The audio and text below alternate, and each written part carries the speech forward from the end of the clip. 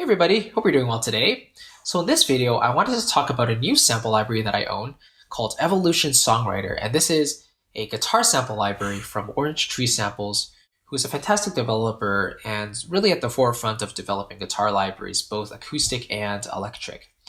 The reason I chose to review the Songwriter library is because I really enjoyed its tone and I felt it blended into, or it had the potential to blend into my mixes very well. And the only time I really use guitar in my music is really as background strums, for rhythmic elements. So in this case, I thought that the overall Evolution engine would cater itself really well to this type of thing.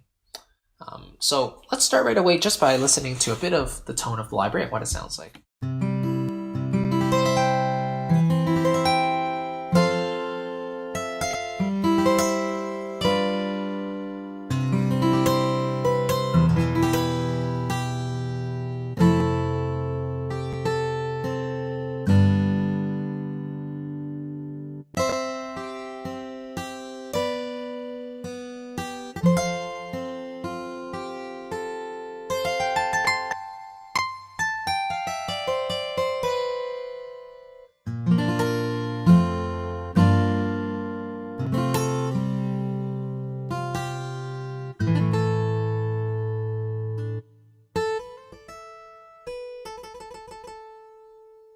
Now what you'll notice there is that when I played intervals less than a third, so here, let me just play a couple of intervals a third or larger.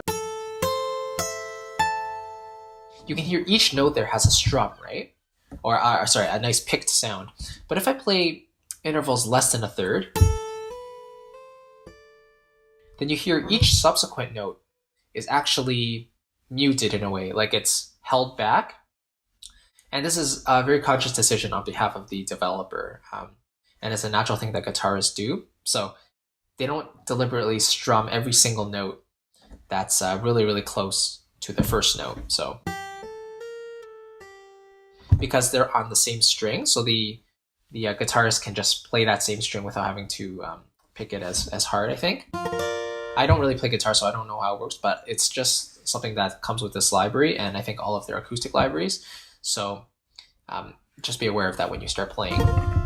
Okay, but however, if you do hold the pedal down, then I can play any notes that I want. It doesn't matter how big the interval is, I will get a plucked sound if I play a staccato in a staccato manner, but have the pedal hold down.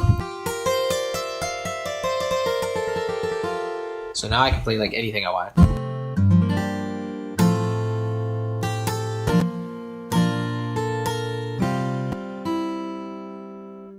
So that's the point. And you can see the sound is very, very clear. And it's called ample clarity. You can see there's a ton of presets here. So let's just, let's say line-hearted. So you see the velocity changes, a lot of the settings change. I think maybe even the tone section here has a change in what it's doing. So now the sound is like this.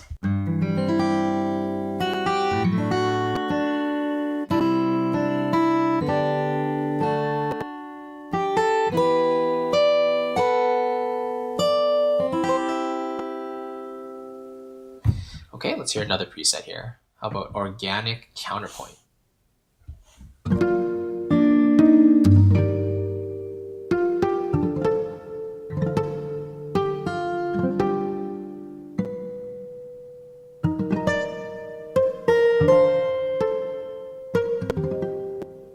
So that's very, very different. And all of their guitar libraries have all of these different presets, so you're never stuck for a single sound or on a single sound. You can tweak as much as you like, and this menu here gives you the opportunity to do that. So let's continue. Now you see here in the strum page, I have this over here, and this is basically 6 different slots in order for you to place any preset of a strumming pattern that you like. So here I have a juggling one loaded up, and this is what this sounds like. So in this blue section, I'll play a triad, and then if you look on the very bottom or on the very left side of the keyboard, I have these green ones. So first of all, just this C appeared, and then number 2, I have another one loaded up, as you can see right there. So actually, maybe I should lower it up right now. So this one looks like this lullaby one, and that is mapped to the C sharp. But the C is mapped to my juggling strumming pattern, and that kind of sounds like this. And then I can change chords. Now you'll notice that the first one didn't actually sound this time, even though it's supposed to be an upstrum there. And I think that is because it's not really practical for a guitarist to upstrum a C minor chord at that range, possibly. It's either that or there's a bug in the system, or I'm not doing it right. But there's a couple chords that I can play, especially in this upper range. See, you can only hear it on this down strum there. These other ones aren't sounding, but let's see if I try a little lower. See, now you can hear basically everything. So I think it has to do with the range of where you're playing. And then let's try this one over here. See what this one sounds like. So it's a completely different pattern.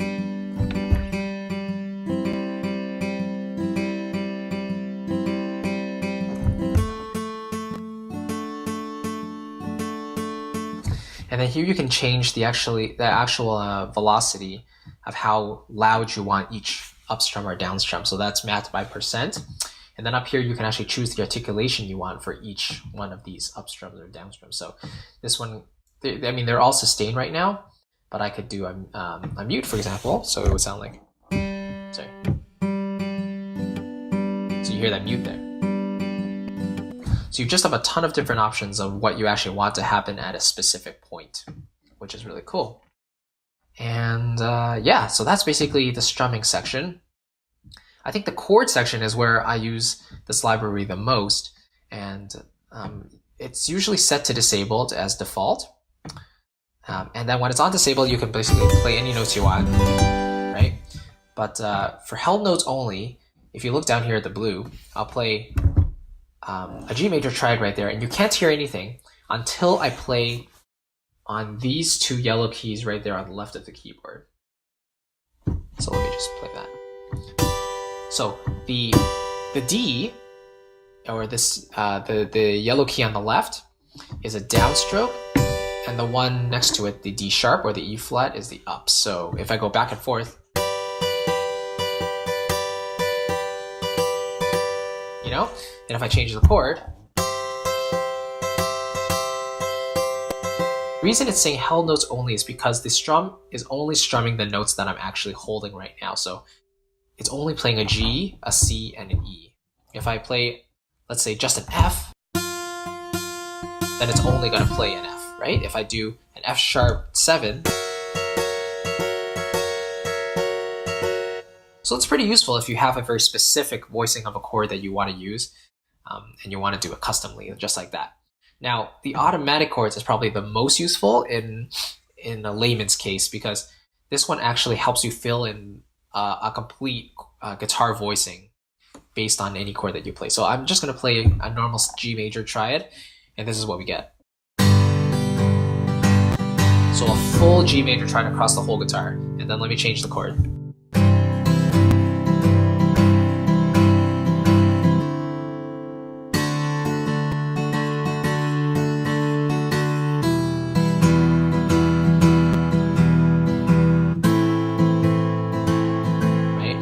And the great thing about this engine is that it recognizes inversions as well. So if I play an A minor triad, but in first inversion, then you can hear that C on the bottom. And then if I do maybe a B minor chord, second inversion, then you hear the F sharp on the bottom. So it's a very, very useful feature, especially when you just want a background guitar going. You could just play in these chords and then use these two strumming keys to do your work for you. And it's great because they remember the previous chord that you just played. So remember, I just played the B minor chord. So now when I press the strum keys, they play the B minor, which is awesome. And then you have these other things here, like the tone. And I don't touch this that much because I really enjoy the out-of-the-box sound of it. But you can use EQ, compressor, chorus, and all that. So it comes with its effects. And then the setup gives you some really fine tuning in terms of what you want for the sound. So, by default, the mod wheel is mapped to, let's see if I can actually find here, the vibrato CC1, which is mod wheel. So if I just play a note and then I turn up the mod wheel, oh, actually, maybe I should do this first. Disable, there we go. Hear that? But, so if I turn the mod wheel back down, that goes away. So yeah, here's where you can do all your fine tuning there. So you just saw the legato mode, or the legato range right there. Major second, right now it's mapped to major second. And so if I extended it past that, then it would, then you can do even more. So if I put it up to like major perfect fifth fret, for example, then you hear I just did a perfect fourth and it had that muted second note again. But if I just bring it down to major second, then it's just fine. And it's just isolated to just a major second. If I disable it, now every single note will have that picked sound. So it's just a lot of stuff you can do. And it's just a testament to Orange Tree and the detail they put into their products, and especially acoustic guitar. I don't know how hard it is to sample it, but the tone is just really, really nice. And I would say it's a very fair competitor to the real guitar library by another company. I forgot what it's called, but I really enjoy this library because it's so easy for me to just play, but it's also so easy for me to pull up a strumming pattern if I need to, making sure I play in the correct range, and here in the chord mode if I need some strumming, and I can just control the chords right there in that yellow range. It makes it super easy for me. I've never really had to play around with the tone too much. I mean, I just do that with my external processing stuff or with my own DAWs tools. But other than that, yeah, it serves all my needs very well. I haven't really even scratched the surface of this library. It can do so much. And if you haven't really explored what these libraries can do, I definitely recommend watching those walkthrough videos on the Orange Tree Samples channel, because at first the GUI was kind of confusing to me, but after watching them, it really helped give me an insight into what you can do. So thank you so much for watching. And that is the Evolution Songwriter. So it's really cool. If you have to go for one acoustic guitar library, I would definitely give this a try. They also have, Evolution steel strings. They have, I think, 12 or like jumbo 12 strings or something. So, a bunch of acoustic libraries, and their rock libraries and their, electric libraries are awesome as well. Hopefully I can review one of those in the future too. In any case, thanks so much for watching. I really appreciate it, and I will see you in the next video. Thanks a lot.